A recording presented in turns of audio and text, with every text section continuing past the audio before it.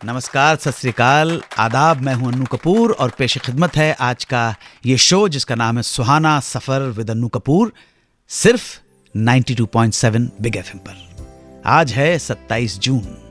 आज के दिन जन्म हुआ था फिल्म संगीत के आसमान पर चमकते उस ध्रुव तारे का जिसका नाम है राहुल देव बर्मन, जिन्हें सब प्यार से पंचम बुलाते थे।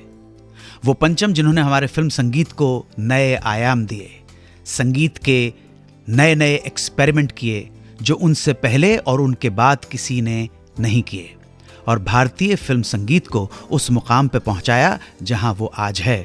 उन्होंने दूसरे संगीतकारों को प्रेरणा ही नहीं दी बल्कि मजबूर कर दिया कि अगर उन्हें फिल्म इंडस्ट्री में बने रहना है तो कुछ और नया काम करना होगा, ऐसा काम जैसा पंचम करके गए। एसडी बर्मन और उनकी धर्मपत्नी मीरा बर्मन के घर 27 जून 1939 में जन्म हुआ एक पुत्र का। जन्म स्थान संगीत, कला और साहित्य की पवित्र भूमि कोलकाता। ये बच्चा ऐसे ही इस दुनिया में नहीं आया था। न जाने कितनी मन्नतों और दुआओं के बाद बर्मन परिवार को मिली थी ये सौगात। सच मानिए, सचिन देव बर्मन और मीरा बर्मन ने कितने जतन किए थे इस पुत्र आरडी को पाने के लिए। आरडी बर्मन इनकी इकलौती संतान थे। निकनेम रखा गया पंचम। इस पंचम नाम को लेकर भी दो कहानियां सुनी जाती हैं। पहली ये कि बर्मनदा ने नोट किया कि जब जब आरडी रोते थे तो सरगम के सुरों के हिसाब से वो 5वें सुर पे रोते थे। सारे गा मा पा दा नी सा, तो सारे गा मा पा सा पा आ। इसलिए दादा ने उन्हें पंचम कहना शुरू कर दिया। दूसरी कहानी कुछ ऐसे है कि एक बार जब अशोक कुमार बर्मनदा के घर आए तो आरडी बार बार प प प प प प कह रहे थे, तो अशोक कुमार ने उनका नामकरण कर दिया और उन्हें पंचम का नाम दे दिया। पंचम की रगों में खून के जैसा बहता था संगीत, इसीलिए तो छोटी सी उम्र में ही उन्होंने धुनें बनाना शुरू कर दी थी। पंचम को अब बचपन से हारमोनिका बजाने का बड़ा शौक था। याद कीजिए फिल्म 16वां साल का एक गीत याद आ रहा है आपको? 16वां साल का ये माउथ ऑर्गन का जो पीस है वो आरडी बर्मन ने ही बजाया था। यहां तक कि फिल्म फंटूश के गीत ए मेरी टोपी पलट के आ की धुन उन्होंने 9-10 साल की उम्र में बना ली थी, जिसे उनके पिता ने कुछ साल बाद यूज किया जब पंचम उन्हें असिस्ट कर रहे थे। आरडी बर्मन जब 12-13 साल के थे तब पहली बार उनकी मुलाकात लता मंगेशकर से हुई। एसडी बर्मन ने लता मंगेशकर से इंट्रोड्यूस करवाया अपने बेटे को और बोले, ये पंचम आपका बहुत बड़ा फैन है, ऑटोग्राफ लेना चाहता है। और पंचम के बारे में बताया कि सरोद सीख रहा है। लता मंगेशकर ने ऑटोग्राफ दिया और साथ ही दिए ढेर सारे आशीर्वाद। किसे मालूम था कि एक दिन ये बच्चा एक से एक सुपर हिट गीत कंपोज करेगा लता मंगेशकर के लिए। कैसे आरडी की पहली फिल्म ने खत्म किया 2 लेजेंड्स के सालों पुराने झगड़े को, जानेंगे थोड़ी देर में। 92.7 बिग एफएम पर सुनते रहिए सुहाना सफर विद अन्नू कपूर।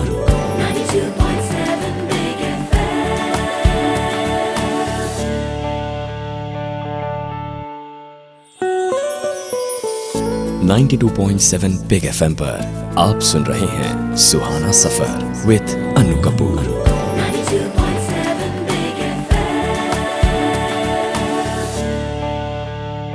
सुहाना सफर विद अन्नू कपूर के इस शो में हम जन्मदिन मना रहे हैं legendary music director maestro RD Burman का, आपके अपने रेडियो स्टेशन 92.7 बिग एफएम पर। गाने से पहले हम बात कर रहे थे लता मंगेशकर और आरडी बर्मन की।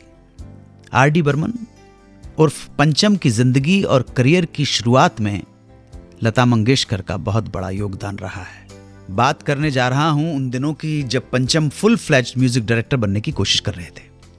1959 में गुरुदत्त ने पंचम को अपनी फिल्म राज के लिए साइन किया, पर हालात ने पलटा खाया और फिल्म शुरू होते ही शेल्फ्ड हो गई।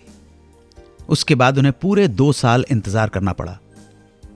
हुआ यह कि महमूद अपनी फिल्म छोटे नवाब के लिए एसडी बर्मन को साइन करने गए। एसडी बर्मन उन दिनों बहुत ज्यादा बिजी थे। उन्होंने ये कहकर महमूद को मना कर दिया कि वो नए प्रोड्यूसर्स के साथ काम नहीं कर पाएंगे। पता नहीं महमूद साहब को क्या सूझी कि उन्होंने पास बैठे आर.डी. बर्मन को यह फिल्म ऑफर कर दी। अब एस.टी. बर्मन कुछ नहीं कर सकते थे, वो ना कर चुके थे, इसलिए आर.डी. को मना नहीं कर सकते थे। आर.डी. ने यह मौका लपक लिया और छोटे नवाब उनकी झोली में आ गई। छोटे नवाब के संगीत पे काम करना शुरू हो गया।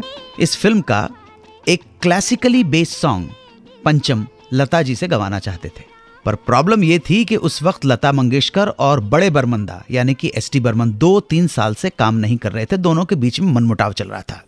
यह बात सारी दुनिया को मालूम थी।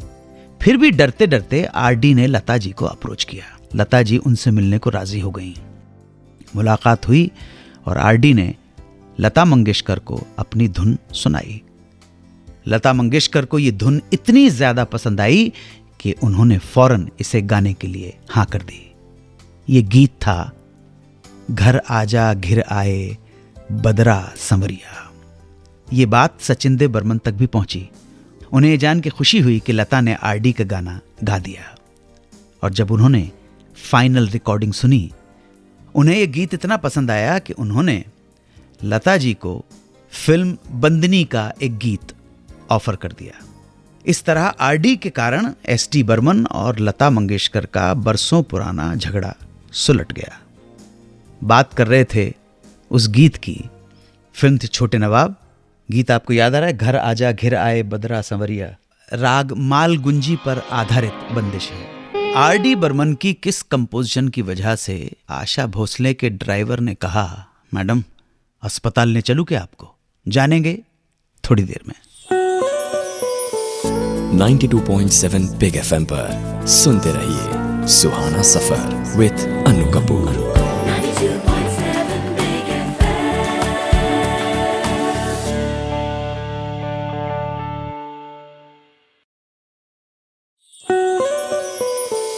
92.7 बिग FM पर आप सुन रहे हैं सुहाना सफर विद अनु कपूर।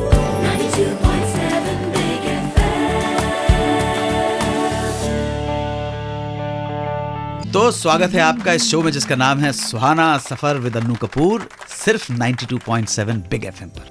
अरे सर बताइए तो सही, वो कौन सा किस्सा था वो आशा भोसले? नहीं, आशा भोसले, देखिए आशा भोसले ने तो बहुत सारे गाने बड़े बर्मन साहब के साथ भी गाए और जाहिर है कि राहुल देव बर्मन के लिए भी गाए हैं। लेकिन इनिशियली क्या होता था कि जब आशा भोसले पहुंचती थी तो कई बार बड़े बर्मन साहब एस.टी. बर्मन कह दिया करते थे उनसे कि जा पंचम के साथ रिहर्सल कर लो। इस बात को आशा जी को कभी कभी बुरा लग जाता, नागवार गुजरती थी कि यार एस.टी. बर्मन का गाना है, पंचम रिहर्सल क्यों करवाए। ये बात बड़ी अजीब सी अटपटी सी लगती थी। उन्होंने अपने इंटरव्यूज़ में ये स्वीकार भी किया है।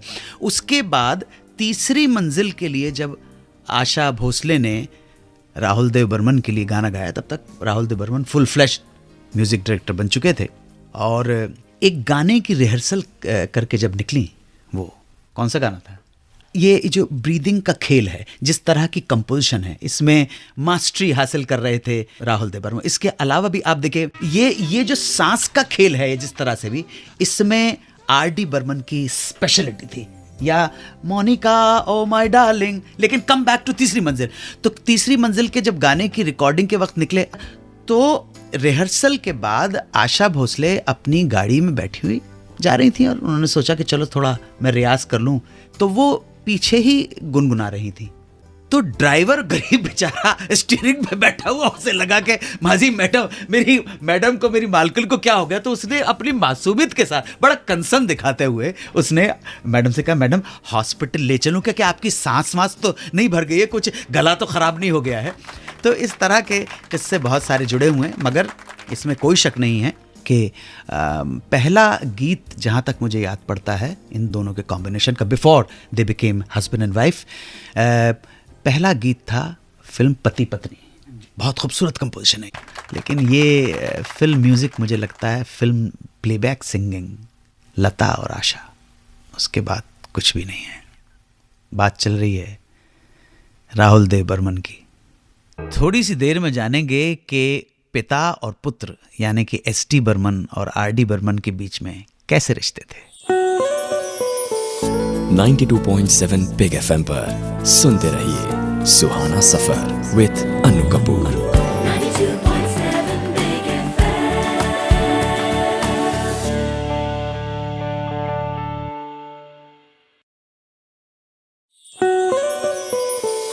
92.7 बिग एफएम पर आप सुन रहे हैं सुहाना सफर विद अनु कपूर।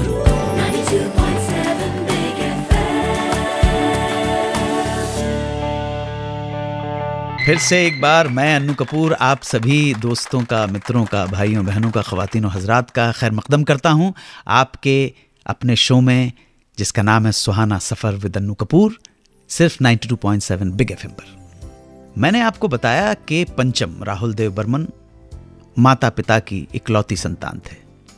इसके बावजूद एस.डी. बर्मन और मीरा देवी ने उन्हें बिल्कुल नॉर्मल सामान्य बच्चों की तरह ही पाला, कोई दुलार और लाड़ से बिगाड़ा नहीं।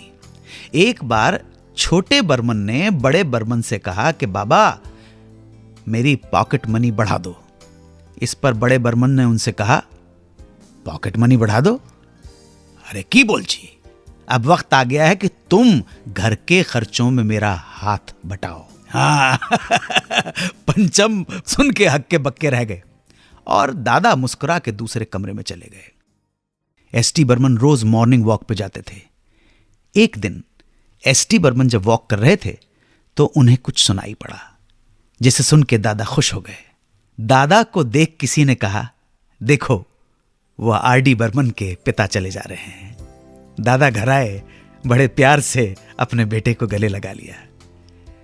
मेहरबान दोस्तों, आर.डी. बर्मन वो अकेला म्यूजिक डायरेक्टर है जिसके संगीत निर्देशन में एस.डी. ने गाना गाया है, यानी कि पुत्र कंपोजर और पिता सिंगर। ये गीत था फिल्म अमर प्रेम का। आपको बता दूं एस.डी. बर्मन ने तकरीबन 10 गीत गाए हैं एज ए सिंगर। 10 में से 8 या 9 सुपर डुपर हिट गीत हैं। लेकिन ये अपने आप में एक कमाल की मिसाल है कि बेटे ने कंपोज किया और बाप ने एज ए सिंगर उसे एग्जीक्यूट किया। एक पिता के लिए इससे बढ़कर गर्व के क्षण क्या हो सकते हैं कि उनकी संतान उसके रहते ही कामयाब हो जाए। आर.डी. ऐसे बेटे बने जिनका नाम अपने पिता के रहते हिंदुस्तान के सबसे बड़े म्यूजिक डायरेक्टर्स में शामिल हो चुका है। और मैंने कभी आपसे एक बार कहा था गुजरे हुए शो में कि दुनिया में बहुत कम मिसालें ऐसी होती हैं कि बाप जीनियस हो और बेटा भी जीनियस हो, पिता माइस्ट्रो हो और पुत्र भी माइस्ट्रो हो। एस.डी. बर्मन ग्रेट जीनियस और पुत्र आर.डी. Burman great genius. कोई और मिसाल आपको याद आ रही है? मुझे तो मालूम है, उस्ताद अल्लाह रखा और उस्ताद जाकिर हुसैन। अमूमन बहुत कम ऐसा होता है कि बाप ग्रेट हो और बेटा भी ग्रेट हो जाए, लेकिन यहां तो 2 ग्रेट्स हैं, एस.डी. बर्मन और आर.डी. बर्मन। हमारे स्टूडियो में बैठी हुई जो ऑडियंस है, हमारे जो लिसनर्स हैं, श्रोता जो यहाँ पे बैठे हैं, कुछ कहने के लिए मचल रहे, सुनेंगे उनको भी, लेकिन एक ब्रेक के बाद। 92.7 बिग एफएम पर सुनते रहिए सुहाना सफर विद अनु कपूर।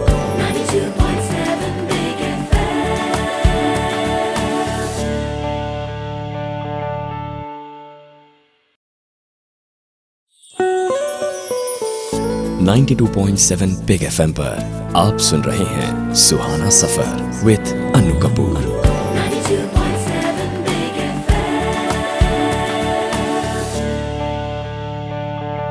एक बार फिर मैं अन्नू कपूर आप सबका खैर मकदम करता हूं आपके अपने शो में जिसका नाम है सुहाना सफर विद अन्नू कपूर, सिर्फ 92.7 बिग एफएम पर। जी जनाब मैं देख रहा हूँ आप लोग कुछ बताना चाहते, आपने इस कमर्शियल ब्रेक के दौरान आप लोग कुछ तीसरी मंजिल के बारे में कुछ बताना चाहते हैं। जी ऐसा सर, मैंने एक इंटरव्यू में देखा था जब तीसरी मंजिल का गाना रिकॉर्ड होने जा रहा था तो शम्मी कपूर जी पंचमदा के घर गए और उन्होंने कहा कि सुनाइए, क्योंकि शम्मी कपूर का शुरू से मन नहीं था, वो चाहते थे शंकर जयकिशन। हाँ, क्योंकि वो एक पूरी टीम थी। आप अगर आप देखेंगे प्रोफेसर से लेके वो सारी की सारी फिल्म्स के अंदर जो एक पूरा अपना हर एक इंडस्ट्री में एक ग्रुप बन जाता है, तो जाहिर है कि ये नया लड़का था। शम्मी कपूर बहुत बड़े स्टार थे और शम्मी कपूर की अपनी एक टीम थी जिसमें शंकर जयकिशन, शैलेंद्र और हसरत साहब थे, तो उनके अपने रिजर्वेशन होंगे। हाँ। इस वजह से शायद वो नहीं चाहते थे। हाँ, जी जी जी। तो पंचम दा ने अपना पहला कॉम्पोजिशन तीसरी मंजिल के लिए सुनाया उनको, तो सुनते ही शम्मी कपूर ने रोका कि 1 मिनट रुको, ये गाना मैं प्रोफेसर की शूटिंग के दौरान मैं दार्जिलिंग गया हुआ था, वहाँ एक नेपाली लड़के से मैंने ये धुन सुनी हुई। हाँ बिल्कुल बिल्कुल, नेपाली अंचल की झलक इस गाने में आती है। नेपाल में जो राज्य है उनको अंचल कहा जाता है, और नेपाल को अगर आप देखेंगे तो बहुत खूबसूरत कंट्री है, और पहाड़ हैं, और उनके म्यूज़िक के अंदर भी कहीं ना कहीं उस तरह के राग रागनियों का समावेश है। तो आप देखिएगा एक वो उस अंचल की झलक है। तो शम्मी जी ने अगर कहा कि भाई ये तो नेपाली गाना है, तो शम्मी जी गलत नहीं। हाँ, उनको फिर प्रूफ करने के लिए काफ़ी टाइम लगा। फिर वो अपनी अगली कॉम्पोजिशन जब तक लाए ओ मेरे सोना रे सोना, तब शम्मी जी ने सुन के हुआ कहा ये होगा कि जब देखा होगा पंचम दाने के सुपरस्टार ने उनकी कमजोरी पकड़ ली है, या जहां से वो इन्फ्लुएंस हुए वो पकड़ लिया है, तो उनको इम्प्रेस करने के लिए एक भारी कंपोजिशन कि हाँ देखिए शम्मी जी, राहुल देव बर्मन मारता ही नहीं है, अब आप देखिए। मुझे ऐसा लगता है वो सुनाई होगी, तुमने मुझे। यही वो कंपोजिशन थी जिसकी रिकॉर्डिंग के टाइम दादा सबसे ज्यादा परेशान थे, क्योंकि शम्मी जी के एक्सप्रेशन से वो समझ नहीं पा रहे थे कि शम्मी जी खुश हो रहे हैं या मतलब शम्मी जी परेशान है। लेकिन जैसे ये गाना रिकॉर्डिंग हुआ तो शम्मी जी ने खड़े होकर स्टूडियो में ताली बजाई और उनको अंगूठा दिखाया, थम्स अप का अंगूठा दिखाया, तब जाके आर डी बर्मन को समझ में आया। What a composition, what a composition. Hats off to R D Burman, hats off to Majrooh साहब। थोड़ी देर में जानेंगे आर डी बर्मन के उरूज के दौर के बाद की कुछ कहानियां। चढ़ता सूरज धीरे धीरे ढलता है, ढल जाएगा। 92.7 बिग एफएम पर सुनते रहिए Suhana Safar with Anu Kapoor.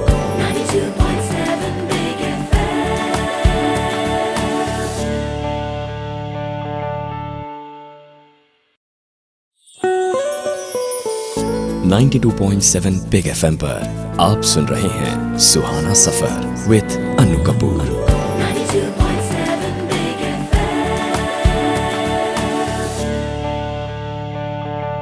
Great maestro R D Burman के आखिरी कुछ साल बहुत खुशगवार नहीं गुजरे। 1987 में किशोर कुमार की अचानक मौत के बाद पंचम दा को लगा कि कुछ टूटन हो गई है। लेकिन जिस बात ने आर डी बर्मन को सबसे ज्यादा हताश किया, जिस बात से वो सबसे ज्यादा निराश और मायूस हो गए, वो कहानी जुड़ी हुई है फिल्म राम लखन से। आप पूछेंगे राम लखन? दरअसल एलपी से पहले सुभाष घई ने आर डी बर्मन को कांटेक्ट किया था। अब हुआ ये कि अमिताभ बच्चन को लेकर सुभाष घई एक फिल्म बना रहे थे जिसका नाम था देवा। अगर सुभाष घई ये प्रोग्राम सुन रहे हो, शो हमारा सुन रहे हैं, तो वो याद मैं उनको दिलाना चाहूँगा कि अगर ये गीत उन्होंने रिकॉर्ड किया था और इला अरुण भी इस गीत में थी। एनीवे, ये पिक्चर हो गई शेल्व। अब लक्ष्मीकांत प्यारेलाल का उरूज का टाइम था। सुभाष घई के सामने एक मजबूरी थी कि लक्ष्मीकांत प्यारेलाल को वो निकाल नहीं सकते थे, इसलिए दराती गिरी आर डी बर्मन पर। आर डी बर्मन चले गए और लक्ष्मीकांत प्यारेलाल को मिल गई राम लखन। एक बात बता दूं, लक्ष्मीकांत प्यारेलाल और आर डी बर्मन के बीच में बहुत घनी दोस्ती थी। लक्ष्मीकांत प्यारेलाल ने जब फिल्म बनाई थी दोस्ती, तो दोस्ती के अंदर माउथ ऑर्गन पंचम ने बजाया था। मैं आपको ध्यान दिलाना चाहूंगा। और आर डी बर्मन के साथ एक और आयरनी रही है। आर डी बर्मन की वजह से बहुत सारे लोगों को नेशनल अवार्ड्स मिले हैं। भूपेंद्र जी ने गाना गाया और लता जी को भी मिला, आशा भोसले को नेशनल अवार्ड मिला, गुलजार को नेशनल अवार्ड मिला। लेकिन आप विडंबना देखिए, आयरनी देखिए, राहुल देव बर्मन को एक बार भी नेशनल अवार्ड नहीं मिल पाया। अभी ये हम नेशनल अवार्ड की का दुर्भाग्य समझें कि आर डी बर्मन का, या हमारा दुर्भाग्य है कि आर डी बर्मन जैसे महान कलाकार आते हैं और हम पहचान नहीं पाते हैं। मैं तो आपको यह भी बताना चाहूंगा कि किशोर कुमार जैसे जीनियस आदमी को भी पद्मश्री से नवाजा नहीं गया है। तो ये सोचने वाला। आर डी को उनका पहला फिल्म फेयर अवार्ड आपको मालूम है 12 नॉमिनेशन के बाद किस फिल्म के लिए मिला है? जी, सनम तेरी कसम। वाह वाह। जबकि इससे पहले वो अमर प्रेम, हम किसी से कम नहीं, परिचय और क्या क्या फिल्में दे चुके थे। तो ये सफलता प्रधान समाज की ये निशानी है, ऐब है कि सही वक्त पर अगर कलाकार का मूल्यांकन नहीं होता है तो इसमें हम सब का दुर्भाग्य, हम सब उसके लिए जिम्मेदार हैं। बात कर रहे हैं आर डी बर्मन की।